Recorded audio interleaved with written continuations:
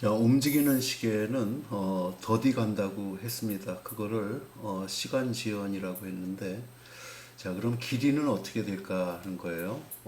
그 움직이는 물체의 길이는 줄어들게 돼 있습니다. 그래서 이걸 길이 수축, length contraction이라고 부릅니다.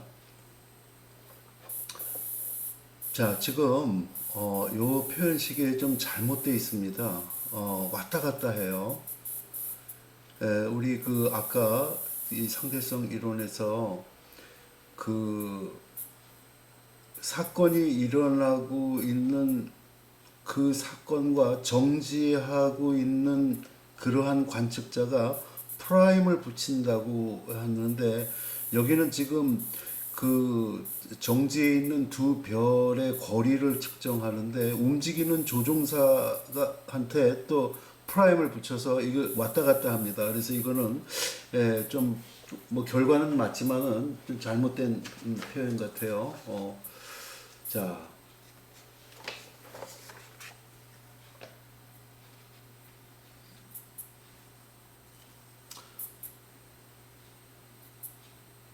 자, 길이 수축에 대해서 한번 보도록 하겠습니다.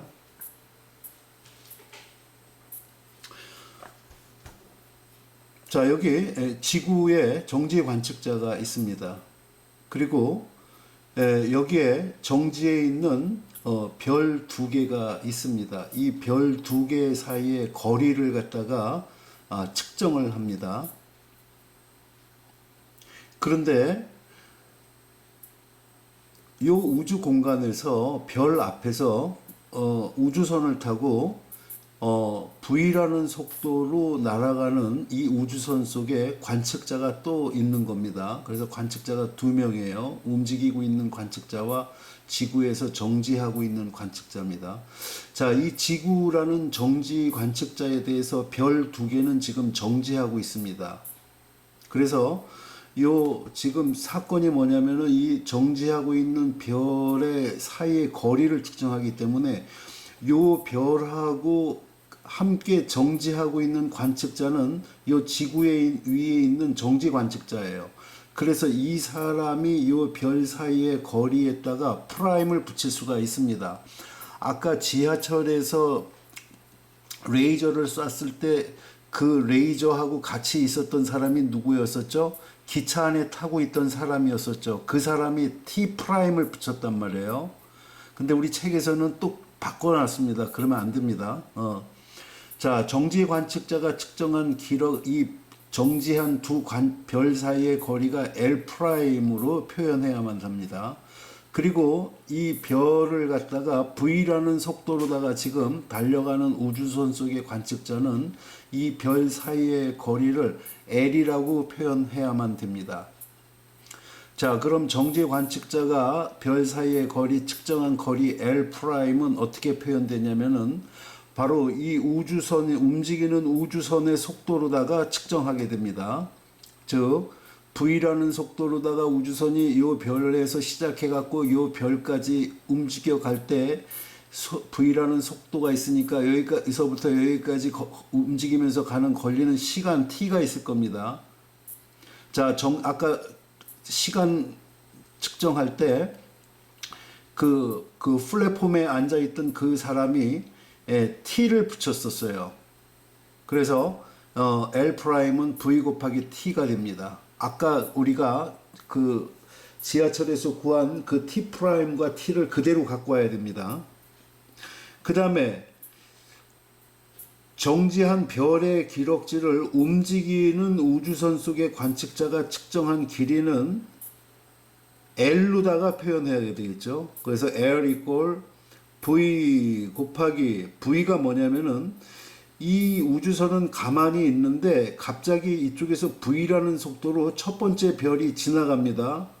그리고 두 번째 별이 또 지나가요. 그 시간 간격을 갖다가 T 프라임으로 측정을 한 겁니다. 움직이는 관측자의 시계가 T 프라임이었었잖아요. 지하철 문제에서. 그래서 위식을 아래식으로다가 이렇게 나눠주게 되면은 L은 이렇게 주어집니다. 자, 정지한 관측자가 측정한 길이가 L'입니다. 자, 여기부터 여기까지를 1광년이라고 가정을 합시다. 그러면은 V라는 속도로 움직이는 우주선 속에서 타고 있는 이 사람이 관측한 별과 별 사이의 기록지는 이게 1보다 작기 때문에 1광년보다 줄어들게 됩니다. 그래서 길이 수축 효과가 일어납니다.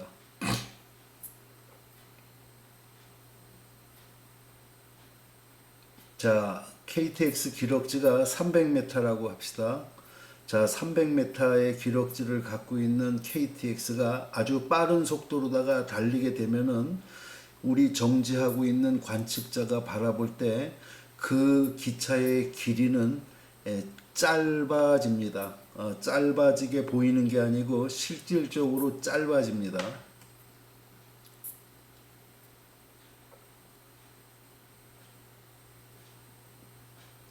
그래서 우리가 빨리 움직이는 우주선을 타면은 그 신혼여행을 다른 별로 갔다 올 수가 있습니다.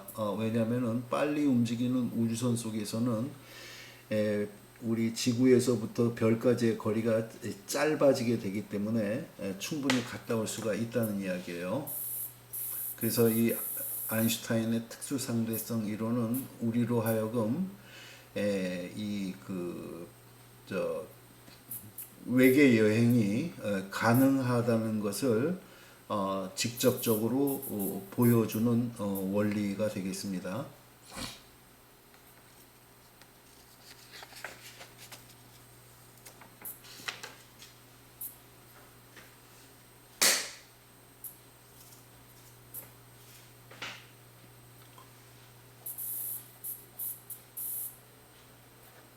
자, 일정한 속도 5분의 4시로 달리는 기차가 있습니다. 기차 안에 관측자가 100m 이동했다고 측정하는 동안 지상에서 관측한 기차의 이동 거리는 이것보다 길어지게 되겠죠. 그렇죠? 그래서 우리가 이 로렌츠 팩터가 0.8c가 5분의 4시면 0.8c가 되니까 이 값을 집어넣어 갖고서는 계산을 해보면은 3분의 5가 돼 갖고 이 지상에서 정지하고 있는 관측자가 기차가 이동한 거리를 측정하면은 100m보다 길어진 이러한 166m를 갖다가 측정하게 된다는 겁니다.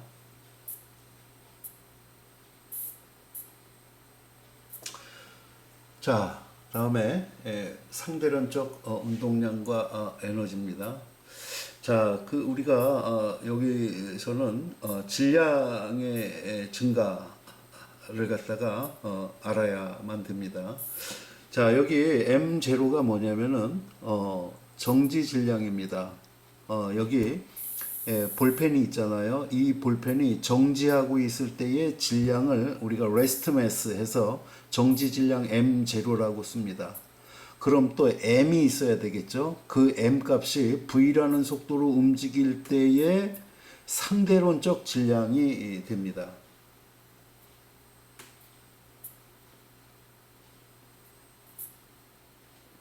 자, 그래서 이 상대론적 운동량은 P 이퀄 MV로다가 주어지죠. P 이퀄 MV인데 M 대신에 상대론적 질량을 갖다가 집어넣게 되면은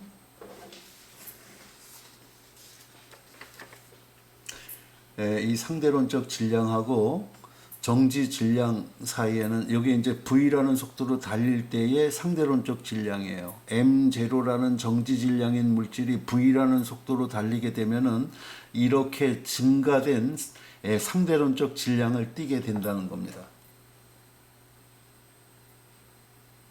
자, 만약에 M0인 정지 질량이 있어요. 자, 여기 볼펜이 있습니다. 이 볼펜이 광속으로다가 달리게 되면 어떻게 될까요? 그러면은 광속 제곱분지 광속 제곱이니까 분모가 제로가 됩니다. 그래서 0분지 상수가 되기 때문에 무한대가 됩니다. 이 녀석의 실제 상대론적 질량은 무한대가 됩니다. 자, 무한대의 질량을 갖다가 우리가 광속으로 달리게 하려면은 이 볼펜에다가 얼마만큼 에너지를 쏟아부어야 되냐면은 무한대의 에너지를 쏟아부어야 돼요. 그래서 결과가 뭐냐? 정지 질량이 0이 아닌 물질은 절대로 광속으로 달릴 수가 없다는 거예요. 실제로 이거 그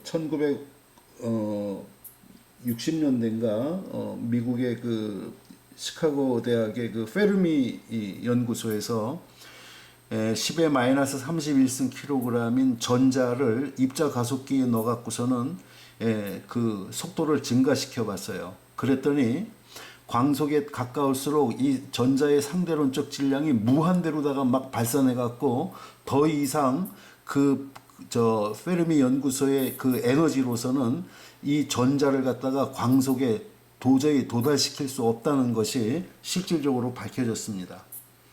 자, 그러면은 빛이라는 녀석만이 광속으로 달릴 수가 있죠. 이거 잘 들으셔야 됩니다. 그러면은 빛의 정지 질량은 얼마가 돼야 되느냐 하는 거예요. 바로 빛이 광속으로 달리기 때문에 빛의 정지 질량은 제로가 됩니다.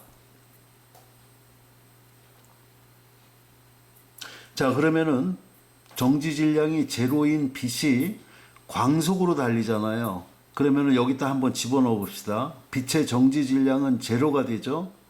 그러면 1-c제곱 분지 c제곱이 되니까 분모가 제로가 됩니다. 0분의 1 곱하기 0이 돼요. 0분의 0이 됩니다. 자, 0분의 0은 얼마입니까? 0분의 1은 무한대입니다. 1분의 0은 제로예요. 1분의 1은 1입니다. 그럼 0분의 0은 얼마가 될까요? 자, 0을 0으로 나눌 수가 있습니까? 없죠. 그래서 0분의 0이 뭐냐면은 우리가 정할 수 없는 양, 부정량이라고 합니다.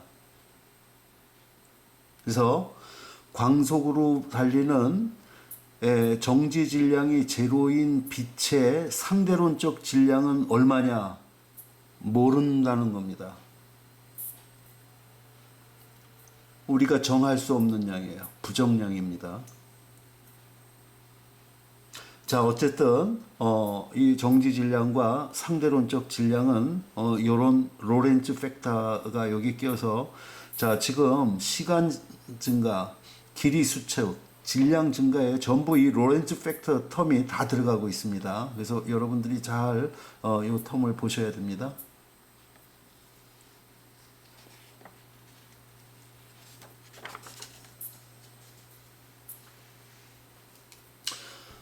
자, 우리가 고전 물리학에서 물체의 운동량은 질량 곱하기 속도였어요. 자, 근데 이게 상대론이기 때문에 M0라는 정지 질량이 있고 M이라는 상대론적 질량이 있습니다. 그래서 P = MV가 돼요. 여기서 M은 상대론적 질량입니다. 자, 이 상대론적 질량 M은 조금 전에 말씀드렸어요. 루트 1-c제곱 분지 c제곱분의 v제곱분의 m0가 상대론적 질량이라고 그랬었어요. 그래서 P = mv 로렌츠 팩터로 표현하면 이렇게 됩니다. 자, 그래서 우리 F = ma라는 이 고전 물리학의 뉴턴 그 제2법칙이 있어요. 자, 이게 이제 뉴턴 운동 방정식인데 이게 바뀌어야 된다는 거예요. 틀렸다는 겁니다. F = ma는. 자, 그래서 이 상대론적 운동 방정식이 나옵니다. 자, F = ma가 뭐냐면은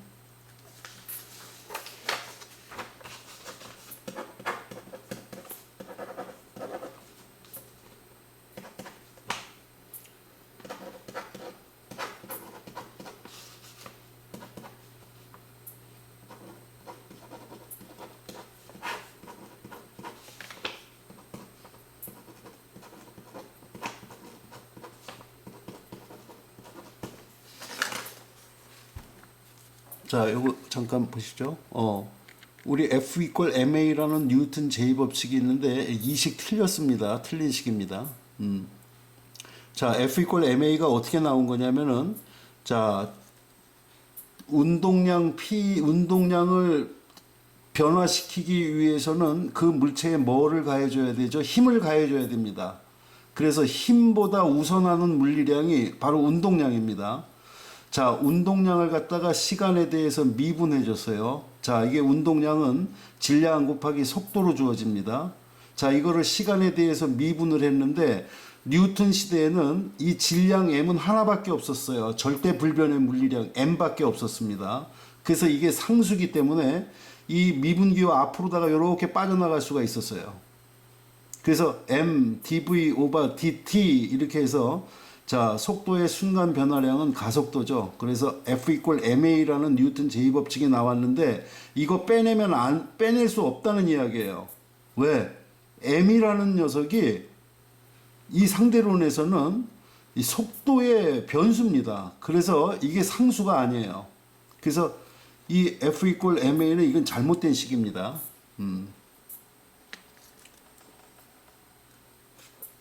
그래서 이게 상대론적 운동 방정식이에요. F 이퀄 dp 오버 dt 해갖고 p에다가 바로 이 루트 그 m에다가 이 상대론적 질량이 요거죠. 요거를 집어넣어 갖고 속도를 곱해준 값이 바로 상대론적 운동량이 됩니다. 이게 상대론적 F 이퀄 ma는 틀린 식이고 요게 이제 맞는 식이 된다는 거죠.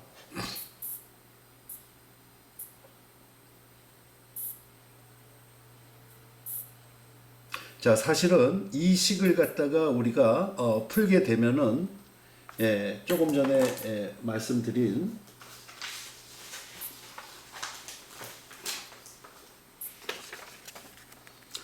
요 식을 갖다가 우리가 꺼낼 수가 있습니다. 이 상대론적 운동 방정식에서 꺼낼 수가 있어요.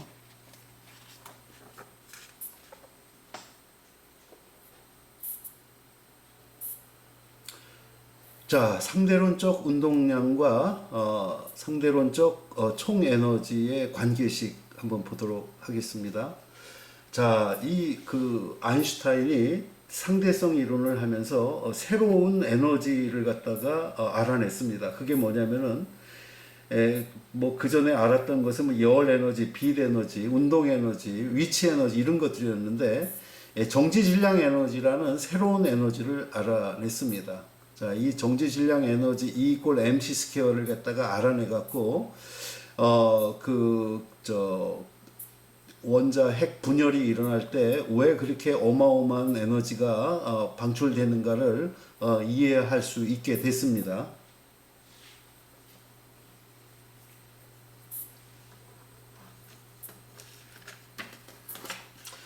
자, 이 식은 굉장히 점프를 해서 결과를 유도를 해서 제가 여러분들이 알기 쉽게끔 이렇게 그 조금 지저분하지만은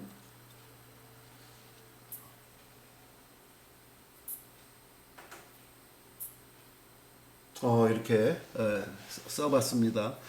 자, 상대론적 총 에너지입니다. 자, 상대론적 총 에너지는 이게 이제 질량 에너지 등가 원리입니다. 질량이 곧 에너지라는 거예요. 어떤 관계가 있느냐? 질량에다 광속의 제곱을 곱해주면은 이게 바로 에너지라는 이야기예요. 그래서 1g의 그 우라늄 속에 그렇게 엄청나게 큰 에너지가 이 안에 담겨 있다는 것을 알 수가 있습니다. 자, E 이퀄 mc 제곱인데 m은 상대론적 질량이에요. 상대론을 하기 때문에. 자, m은 정지 질량하고 이런 로렌츠 팩터의 관계가 있습니다. 그래서 이렇게 쓸 수가 있어요. 자, 요 식은 또 어떻게 쓸 수가 있느냐? m0c의 제곱 플러스 운동 에너지로 표현할 수가 있는데 바로 이 m0c 제곱이 정지 질량 에너지입니다.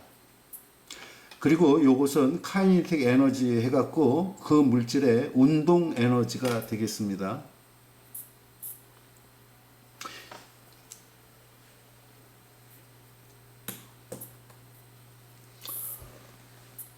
자, 그 다음에 상대론적 총 에너지와 상대론적 운동량의 관계식으로부터 우리가 재미있는 식을 도출할 수가 있습니다.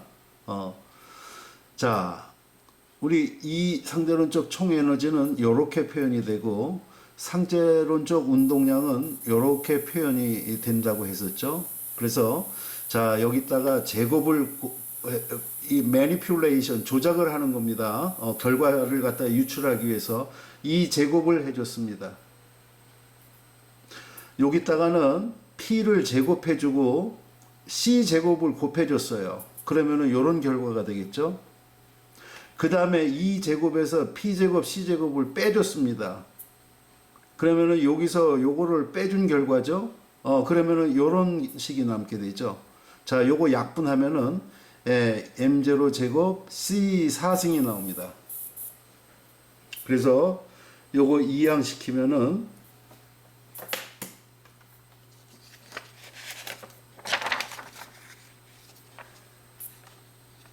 여기 안 나와.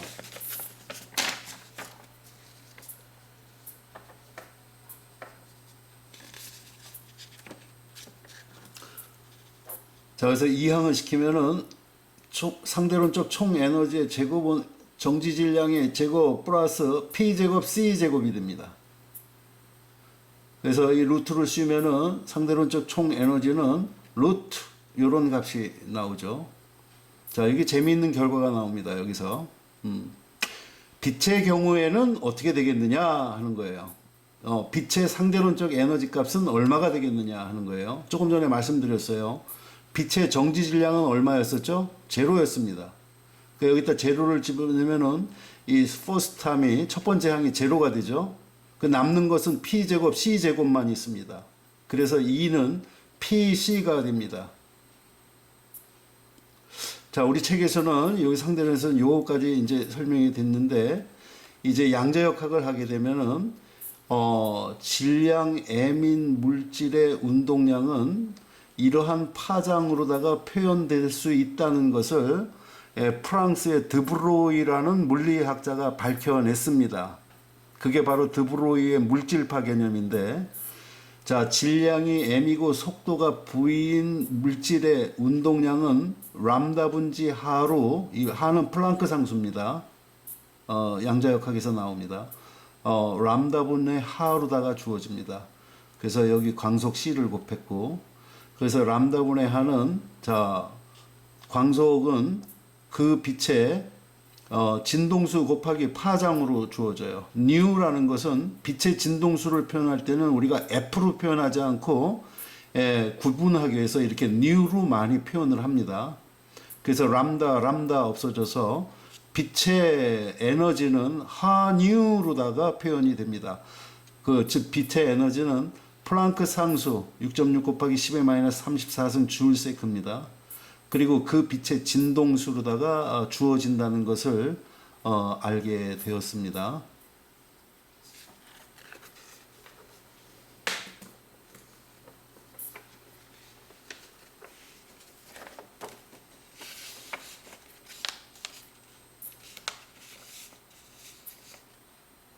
이게 잘 붙지가 않네요.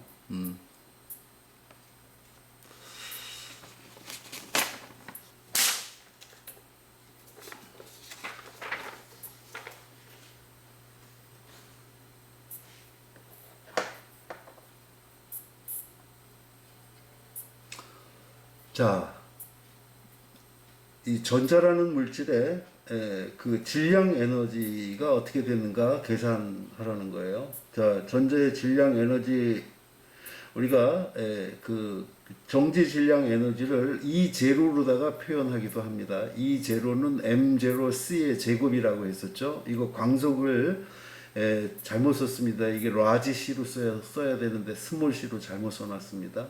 자, 전자의 정지 질량은 약 9 곱하기 10의 마이너스 31승 킬로그램입니다. 여기다가 광속의 제곱을 곱해주면은 약 8 곱하기 10의 마이너스 14승 줄이 됩니다. 자, 근데 에너지 단위는 줄 말고 또 일렉트론 볼트라는 게 있어요. 이거 전자 볼트라고 부릅니다. 자, 이것도 에너지 단위인데, 자, 이 두 개의 환산 관계가 어떻게 되느냐 하면은 1줄은 약 6 곱하기 10의 18승 일렉트론 볼트예요. 즉 1 일렉트론 볼트는 1.6 곱하기 10의 마이너스 19승 줄입니다. 이건 무슨 뜻이냐면은, 자, 이런 거를 잘 보면은 여기 뜻이 다 담겨져 있습니다. 전자 한 개를 1볼트의 전이차로 가속시키면은 그때 전자가 얻게 되는 에너지가 1.6 곱하기 10의 마이너스 19승 줄이 된다는 이야기입니다. 1.6 곱하기 10의 마이너스 19승 어디서 들어보셨죠? 전자의 기본 전기량이 1.6 곱하기 10의 마이너스 19승 쿨롱이었죠.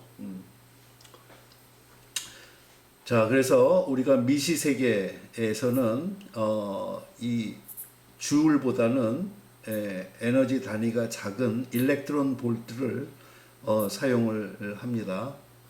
여러분들 10의 마이너스 14승 줄이면 이게 얼마나 작은 건지 와닿지가 않아요.